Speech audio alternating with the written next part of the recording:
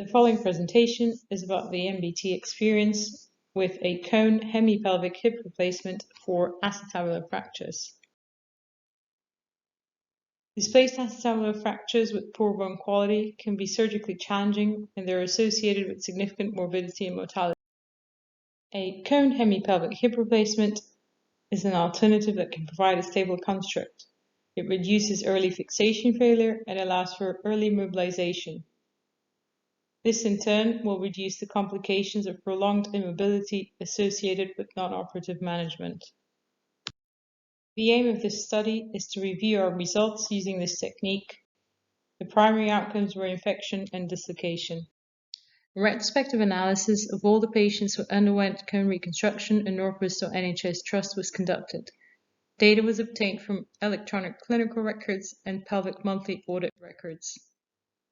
The data collected included patients' demographics, comorbidities, diagnosis, operation, complications, follow-up, and mortality.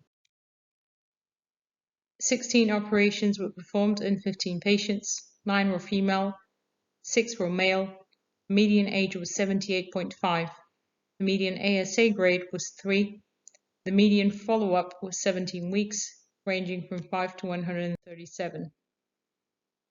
The mechanism of injury, in all except from one, was fall from standing height.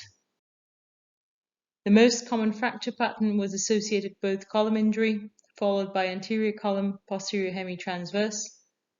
There were 3 pathological fractures, one of the acetabulum, one of the neck of the femur with associated acetabular metastatic disease, and one impending pathological fracture with associated metastatic disease of the acetabulum.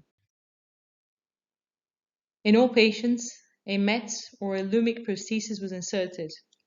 This was combined with a dual mobility liner chosen by the operating surgeon and an Exeter stem. The surgery was performed through a single Cocker-Langenbeck approach. With this technique, no fracture fixation is required, and the implant is fixed to an intact posterior superior ilium. All patients were full weight bearing post-operatively.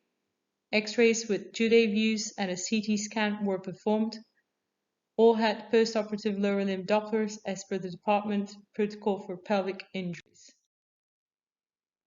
There were no infections, dislocations, loosening, or reoperations.